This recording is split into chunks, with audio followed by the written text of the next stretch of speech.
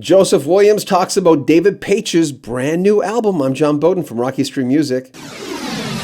Remember, there'll be links to all things Toto in the description of this video, including how to get David Paich's brand new album. Dennis and Tennant is the latest from Joseph Williams. We'll have links to David Paich, Joseph Williams, Toto, Steve Lukather, all in the description, and also a link to the entire interview with Joe Williams. Here he is talking about David Paich's first long-awaited album.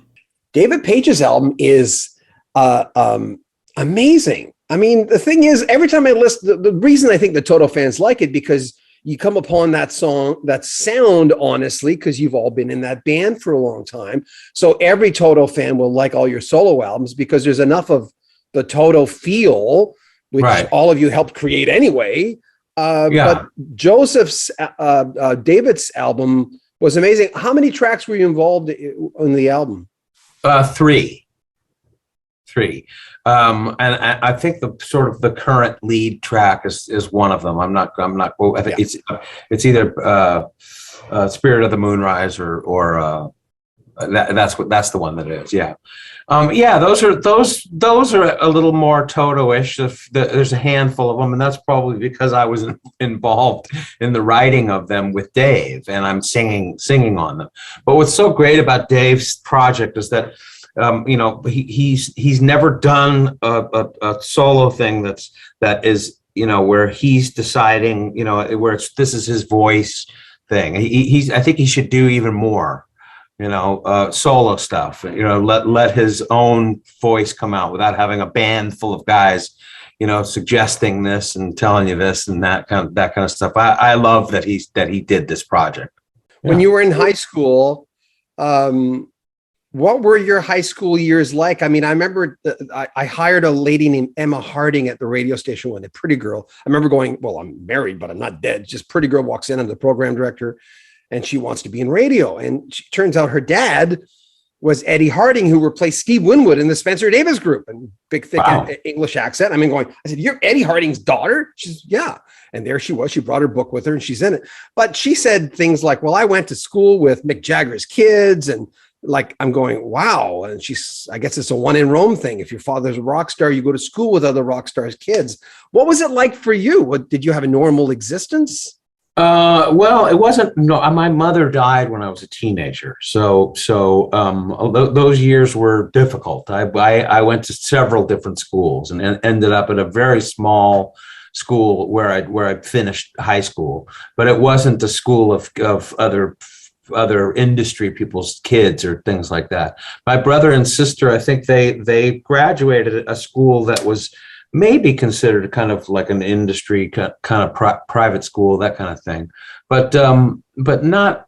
I mean, I certainly didn't go to school with Jagger's kids. She told me stories.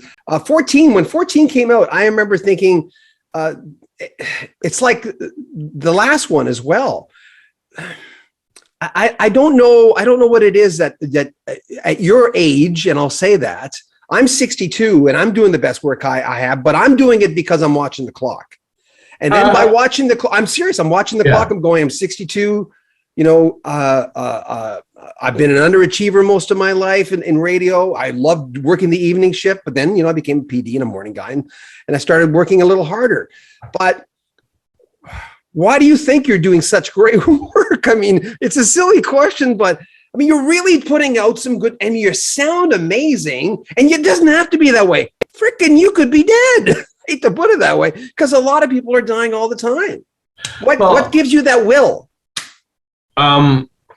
I wouldn't know. Really, the answer is I wouldn't know what else to do with myself. To be perfectly honest with you, I mean, I'm a person that has to keep busy. Otherwise, I go into a funk.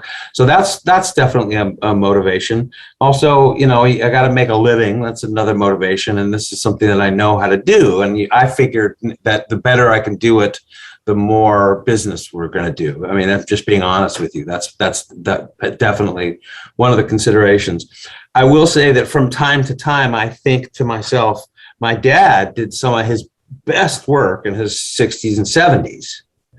And so I better be at least, pretty decent. Otherwise, how embarrassing is that? You know, Bill Bruford told me his best decade was his 60s, and then 70s, he says, not far behind. Yeah, there you go. I mean, my father's 90 now.